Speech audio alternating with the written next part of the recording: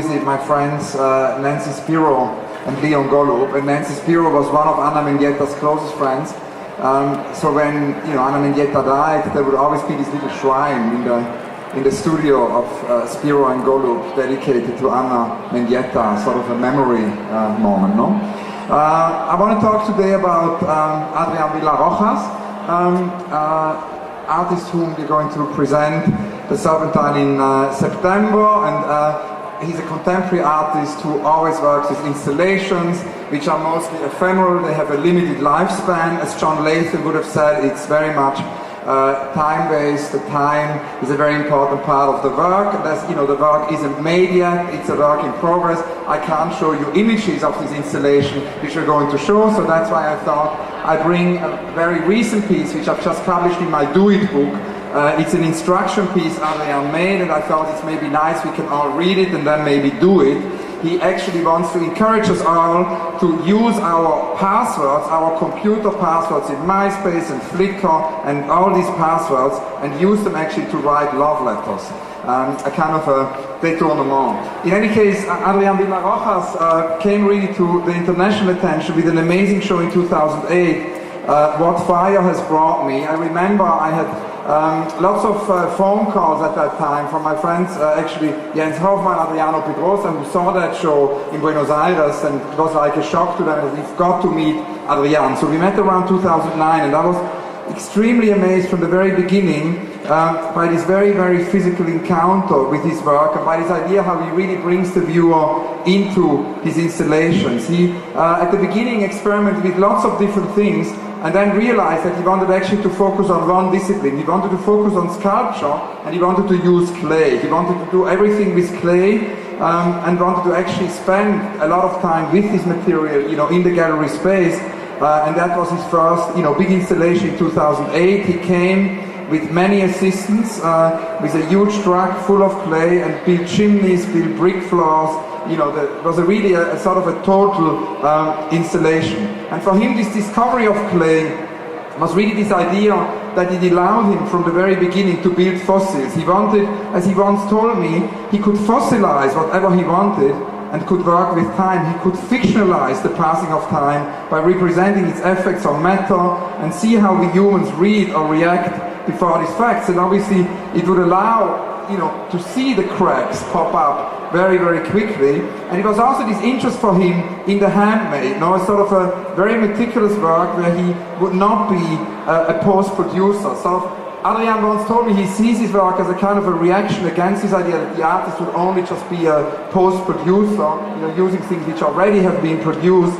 And he wanted really to go back to the figure of the artisan, go back to this idea of actually production where you would show, or one could show, the manufactured character very, very clearly. And ever since the work grew and grew and became bigger and bigger, unforgettable in 2009, the Ushuaia Biennial, where he actually for the first time decided to do 100% clay monumental sculpture in the outdoors, where he really started to work with the elements of nature that was very near the South Pole. So he used labor, force, energy, and it's kind of this idea of almost wanting to defeat nature by doing these very gigantic animal-like whales and very big sculptures which one can actually enter. We should not forget that he's also having an architecture background, so these sculptures very often are also architectures. They're buildings into which one can actually go. In 2009 he did a piece in Ecuador which he considers his favorite piece. In the Cuenca Biennial, it's the most beautiful moment of war, cannot distinguish love from any other feeling. And it's a completely out of proportion object of 30 meters, which he built. And here again, an amazing animal popped up, a kind of a dinosaur. It was almost like a battlefield, an archaeological dig at the same time. And Adrian told me that after finishing, he went for lunch. And he suddenly started to hear these crumbles, this incredible noise from the sky, and a heavy rain started to fall in minutes. He ran out and he realized that what he had built up in several months was actually destroyed in only 3 hours. And he made this incredible film about this entropic moment. And it was almost like for him accompanying a beloved relative or a friend in his or her final hours, no? To see this sculpture die, which he had built up, was a labor of love, no? And that film is certainly one of his very great pieces. So this idea of these sculptures being almost entropic are a very important thing. Now more recently, and that leads us to the Serpentine project, which is in progress now, Adrian has actually discovered a whole new material.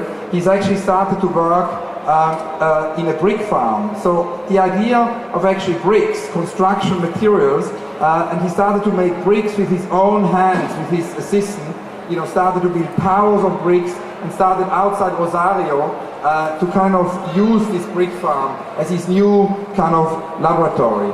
So this is really what I wanted to tell you today about Adrian. I hope you can all come in September to the Serpentine to see this work in progress of this extraordinary artist. And I wanted to, last but not least, in the context here of Peter, also talk about a very young artist, Latin American artist, an artist from Cuba who is now based in Miami, Domingo Castillo, who is the generation after Adrian Villar Rojas. He's in his early 20s. His work involves media, collages, and performances, and he focuses really on the aesthetic of a generation who grew up with the digital. You can see here actually an untitled piece from actually 2012. The artist is born in 1991 in Havana, and this is part of our project 89 Plus, which is another project which is going to happen at the Serpentine Gallery in October. It's going to be the project during Freeze Week. It's our annual marathon. When Julia Peyton-Johnson and I started to collaborate in 2006, Julia had come up with his invention of the pavilion, and I started with the marathons. We started to combine this. And this year the marathon will be a project with Simon Castet, and I started, the French curator Simon Castet, and I found it called 89 Plus. It's a mapping, and I have to apologize, I could never speak slowly. When I grew up in Switzerland, people sort of said, you should go to Germany or France or England and Italy. People speak there very fast, which I did. It's kind of a initially involuntary language exercise, so my apologies for speaking fast. I cannot speak slowly. So in any case, the 89 Plus thing is the first time attempt to map the digital generation, artists who grew up with the internet, the first generation of digital natives. It is based on something Ryan Trecartin said a couple of years ago. He said he cannot wait until he sees this amazing generation of artists born in the 1990s. So that's what we're going to present, not only artists, also architects as a project which we will co-curate with Jochen Volz, and will happen on the Friday and Saturday of Freeze. Thank you very much. Thank you.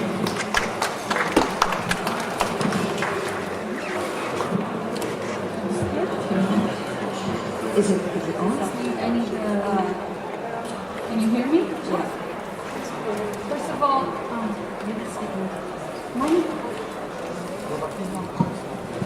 hi, yeah. First of all, I want to thank Catherine Petiga and Kiki and Pinta for inviting me to be here, sitting in such an amazing panel with all these amazing curators.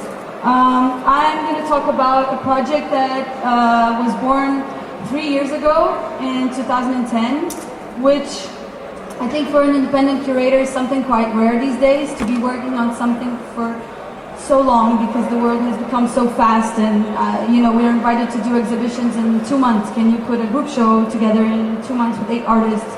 So this is a very special project for me. It all started, can you pass one?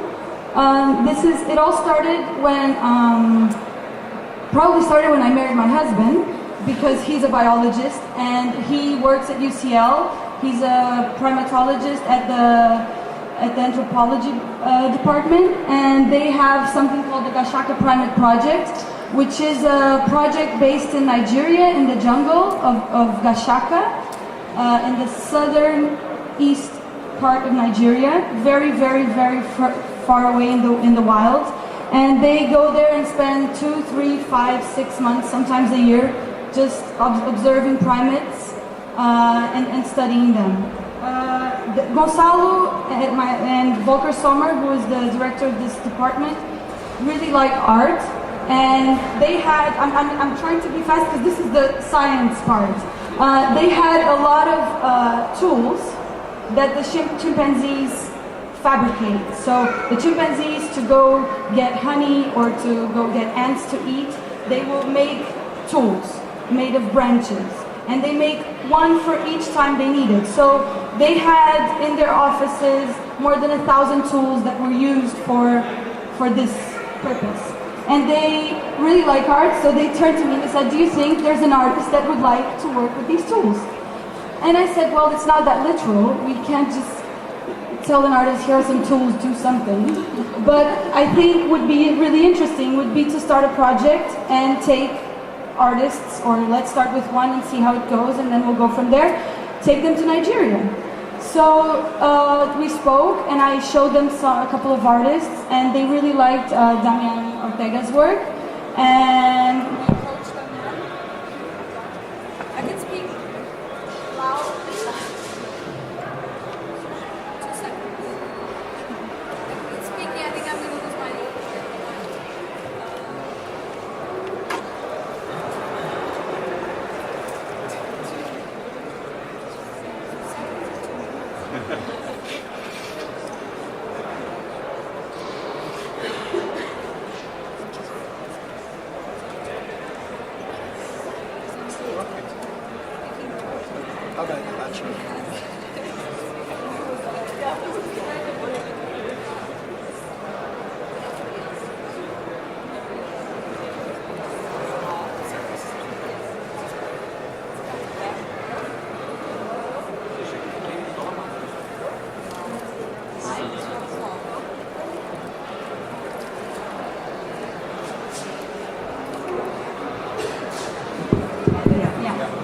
So, we chose Damian, yes, and UCL had a small budget for us to go to Nigeria and spend some time there. So we went for a very quick trip.